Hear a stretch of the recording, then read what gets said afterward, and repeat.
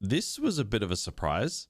Now, it's going to come as no mystery to any of you watching this video that Hollywood is in a pretty bad state at the moment. Just the other day, I released a video deep diving into why Hollywood is falling apart, and almost as if it was written in the clouds, a film has come along that has just hammered that point home. And that film is Godzilla Minus One, a film that essentially shows Hollywood up in every single way. From the quality of the story, the characters, the themes, Godzilla himself, and the minuscule budget that still manages to outshine the $200+ million Hollywood blockbusters. This is a film that is honestly just embarrassing for Hollywood, and a lot of people are talking about it. This film has completely outshined the latest Hollywood blockbusters in terms of sheer quality. And what an unlikely source for it to come from, a foreign Japanese film that's essentially doing exactly what Hollywood is trying to do, but just doing it better at every single turn. And you know what? I think this film could be the wake-up call that Hollywood sorely needs. Because fans and critics have united for once and are hailing this film as one of the best, if not the best films of the year. Naturally, a lot of people's heads are turning toward Hollywood because of this film. How has Japan managed to make a film this great off a mere budget of $15 million and still maintain the scope and awe factor of a $250 million Hollywood blockbuster? So today we're going to dive deep into Godzilla Minus One and why it absolutely destroys modern Hollywood. Just before we do though, I just want to extend a massive thank you to every single one of you who checked out the new Game Overload channel. It's really exciting that we're expanding and there's plenty more to come. So check it out if you haven't already. If you love video games and you love this channel, you'll love that one. But shameless promo aside, let's talk about Godzilla Minus One. So, Godzilla movies are currently in the spotlight in Western culture. Since 1998 with Roland Emmerich's Godzilla, we've had a variety of Godzilla movies, each varying in quality. The 98 Godzilla was not very good, but Gareth Edwards brought the famous kaiju back in 2014 with Godzilla, essentially kicking off the legendary monsterverse, which comprises of the 2014 Godzilla movie, Godzilla King of the Monsters, Kong Skull Island, Godzilla vs. Kong, and next year, Godzilla and Kong: The New Empire. I know, it's a mouthful, there's a lot of them. Now look, these films are the definition of junk food cinema. It tastes good in the moment, but you know it's not good for you. At best, these are big, dumb, increasingly absurd kaiju movies that you forget about as soon as the credits roll. Well, let's just say Godzilla Minus One is basically the complete opposite to that. The legendary Godzilla movies are multiple $100 million junk food. Godzilla Minus One is $15 million cinema.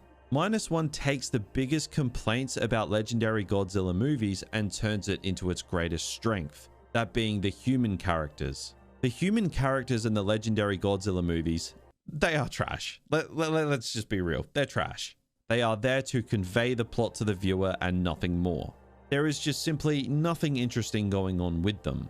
Having said that, I will defend 2014's Godzilla a little bit here, as that's really the only one that tried to flesh out the human characters in any way. But the rest, the humans are terrible. And frustratingly, you spend a lot of time with them, making many of these films drag. Godzilla Minus One forces you to spend even more time with the human characters than any Godzilla film I have ever seen, and I loved every single second of it. I didn't expect to go to a Godzilla movie and care more about the human characters than Godzilla himself. And I'll get into why that is specifically in part 2 of the video, where we dive a bit deeper into the film itself. But the use of Godzilla in Minus One was honestly just perfect. They don't overuse him, and if Jaws taught us anything, it's that the big monster doesn't need to be on screen for the entire runtime for it to be effective. In fact, it's actually quite the opposite. 2014's Godzilla used Godzilla quite effectively. He wasn't on screen a whole lot, and it kind of worked because they at least tried to make the human characters interesting.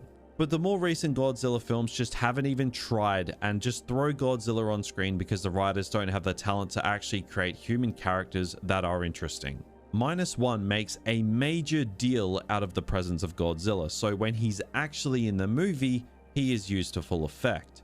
The reason -1 is able to pull this off and not have the film be a total snooze fest is because the human characters are actually the strongest part of the film, which is something that Hollywood's interpretation could never even dream of. But one of the most annoying things about legendary Godzilla movies is that they always turn Godzilla into an anti-hero, a necessary evil to fend off threats worse than him. Like from a human perspective, Godzilla, he's a dick, but he's our dick. I could have worded that better, but I'm not going to. -1 just does away with that anti-hero crap completely and takes Godzilla back to his roots, a straight up force of evil. Godzilla was created in the first place as a representation of the destruction released on Japan at the end of World War II. He's been depicted as many things throughout his time in cinema, but Godzilla is mainly a force of evil, a force of nature, and Hollywood has completely left that behind. And they've made him into this anti-hero and probably a hero now in the new film so they can MCU the hell out of the Godzilla universe. Now, is this entertaining? Maybe. Is it stupid given the origins of the character? Definitely. Like, just compare any Godzilla scene in -1 to this shot in the new Godzilla and Kong trailer and the problem is laid out for you. One looks like a superhero movie with a big lizard, the other is something so much more. It's kind of just a perfect example of Hollywood today. The blockbusters lack substance. Everything is about a connected universe. Poor writing, bland and uninteresting characters are the in.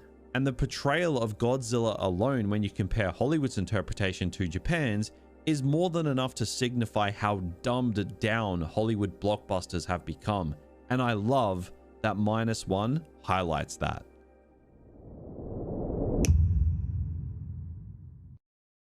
But let's dive into the details of -1 and why it is perhaps the best film of the year. Yeah, I know that's a big claim, but this film is genuinely that good. And let's also just get into why it completely destroys Hollywood blockbusters. The thing is, this film delivers on what you want from a Godzilla film. A big-ass kaiju laying waste to cities, atomic breath, a good score, but it weaves intricate themes throughout the story whilst giving you what you're there for. It's not just a great Godzilla film, it's a great film, period. -1 isn't even necessarily a Godzilla film first and foremost, even I'd actually argue that it's not. It's a film about guilt, it's about PTSD and the horrors of war. It just so happens to have Godzilla there as well. Now, this film takes place at the tail end and in the few years following World War II. We get an interesting look at post-war Japan. We see a broken country with no faith left in its government. It offers a very interesting lens into the lives of the people of Japan after the biggest tragedy you could imagine. And we see it through the eyes of Shikishima. I've butchered that pronunciation. I know, I'm not Japanese, don't judge me. But he is our lead character. He is a kamikaze pilot who has returned home from the war. Now, he's obviously a kamikaze pilot who is still alive, so, you know, that means he hasn't really done his duty. Meaning he lives with extreme guilt and shame. And Godzilla actually acts as an allegory of sorts for his guilt. Even though the war has ended, his war hasn't ended, not until Godzilla is defeated. It was actually a really smart way of getting the lead character and Godzilla into some form of rivalry, because how can you set up beef between a big lizard monster and a human? Like, it's pretty hard to. But the way they did it here sums up why this movie is just so damn good. Using Godzilla as an allegory for our protagonist's post-war trauma worked very well in helping to get the audience on the side of what is a cowardly and broken man. Godzilla being used as an allegory isn't exactly new. He's been an allegory for post-war atomic fear for 70 years. But the way they tie it into our lead character here is something fresh that works on all fronts. Like, we spend 95% of the movie with our protagonist, and not once was it ever a slog. Because the character is so rich and there were so many layers to peel back as the viewer. You simply barely ever get this in Hollywood blockbusters anymore, and you sure as hell don't get it in Hollywood's Godzilla movies. Anyway, let's talk about this version of Godzilla. Godzilla in -1 is this unstoppable force that can't be reasoned with. He seemingly can't even be killed and must be stopped. And setting this film just after World War II within a broken and slowly rebuilding Japan was a masterstroke of a decision. We spend a lot of time with the human characters post-war as they try to put their lives back together whilst dealing with the trauma they've gone through. And right as it seems like they're starting to build a new life, Godzilla comes into the fray and the human characters are forced to confront the fact that they've survived one war and now they have to face another one. But this time, they have no help. This is the only Godzilla film I have ever seen where I was actually hoping the humans won. And when I came to that realization, I knew this film was something truly special. A Godzilla film where you want the humans to win and Godzilla to die? Like, I feel like I'm taking crazy pills, but I'm not. I'm just watching a Godzilla movie that Hollywood couldn't even dare to dream of. The use of Godzilla in this film in terms of screen time is also extremely smart. He only shows up a handful of times, but each time he shows up, it's memorable, it's terrifying. We spend 10 to 20 minutes with the human characters as they deal with their post-war trauma, and then we get the action sequence relief with Godzilla. And every single time, it sends the characters down a further spiral. I'd argue the best scene of the film doesn't actually even have Godzilla in it. It's when our lead character has a complete mental breakdown and is convinced that he died in the war and the present isn't real. It's a dream, it's a nightmare. It's one of the most effective scenes I've seen in a film in a long time, and you are not human if it doesn't affect you. It's that good. Like, the more I think about -1, the more I appreciate it. The more I reflect on it, the more I discover that I just didn't notice whilst watching it. It's one of those films that has you thinking long after the credits roll. My previous top film of 2023 is Oppenheimer. Reason being, it keeps you thinking long after the credits roll. Plus, it's just a great film in its own right. -1 does the exact same thing, and I have never wanted to rewatch a movie recently more than what I have with Godzilla -1. Now, you'll probably notice that I've left certain plot elements and character fates out of my analysis here, and I've done that intentionally because you need to see this movie. -1 is a massive middle finger to Hollywood, and if you're disgruntled with the way Hollywood is handling blockbusters today, then go and see this movie. -1 is a smart, heavy, intelligent, thought-provoking, and entertaining film that I would honestly consider as one of the best films of the year. It is film perfection. Now, one of the biggest talking points to come out of Godzilla -1 is regarding the budget, or lack thereof, because this film was made for $15 million, and that figure truly blows my mind. I actually had to double take when I read what the budget was after I'd seen this movie, because at no point did I ever feel like it was cutting corners. At no point was there CGI where I thought, yep, that looks shit and looks like it's from the latest Marvel movie. I had none of that. So naturally, a lot of people are wondering, if -1 can pull this off with a $15 million budget and maintain the scale, scope, and visual fidelity of a $200 million movie, then seriously, what are Hollywood doing with all this money that they are funneling into their films? For example, Indiana Jones 5 this year was around $295 million. -1's budget was $15 million, yet out of these two movies, which one did I think was smaller in scope and had poor visuals and just looked like a poorly rendered video game cutscene? Yeah, you probably guessed it, Indiana Jones 5, with a nearly $300 million budget. Or even the latest Marvel movie, The Marvels. It had around a $274 million budget and was absolutely slaughtered for its bad visuals. My question is, how can -1 pull this off with a budget that is a mere fraction of what Hollywood is injecting into their blockbusters? Now, I know a lot of people are going to say budget doesn't matter when you're making a film. Some of the best films were made off literally nothing. And yeah, you're right, but we're not talking about shoestring budget horror movies here. At the level of scale and scope that -1 provides, it's more than on the level of the big Hollywood blockbusters with these enormous budgets. And if you have seen the film, you'd know that. There is a reason the budget is such a massive talking point with this film. Because if Toho can make a film like this off a budget of $15 million, why can't Disney do anything even close with a budget of nearly $300 million? In my last video where I went into why Hollywood is falling apart, I discussed the problem with current blockbuster budgets in Hollywood, and that for some reason studios seem to think that the more money you spend on a movie equals earning more money. Minus One has literally gone and embarrassed Hollywood. Like, if I was a major executive within Hollywood, I would be tucking my tail between my legs and running. How they are greenlighting films with budgets so big that look like dog shit when films like Minus One exists, it's just beyond me.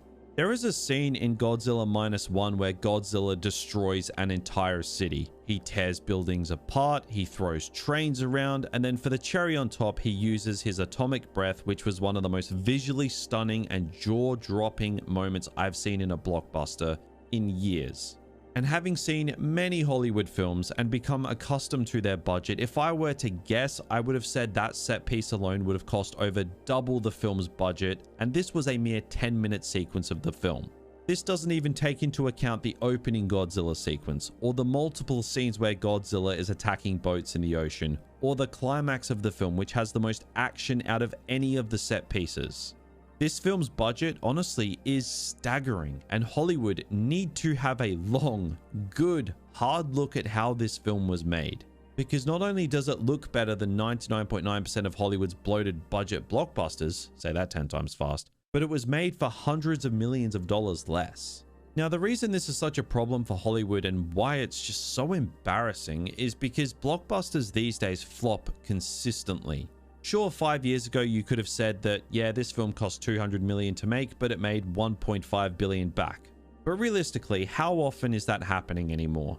There's like 1 or maybe 2 films a year that break the billion-dollar barrier these days. Most of these major blockbusters fail, and they fail on paper because they're trying to make back their stupidly inflated budgets plus the marketing that goes into it. And they simply just can't do it. If they were making films with budgets like Minus One, the amount of money these blockbusters would make would be sickening. You just do not need to spend $200 million to deliver a blockbuster experience. Godzilla Minus One is evidence of that. Instead, you need talented filmmakers with talented writers, you need talented VFX artists, and you need to stop this content factory formula that so many major Hollywood franchises go for nowadays. It seems the high budgets in Hollywood are a reflection of an over-reliance on CGI, making everything a problem for later.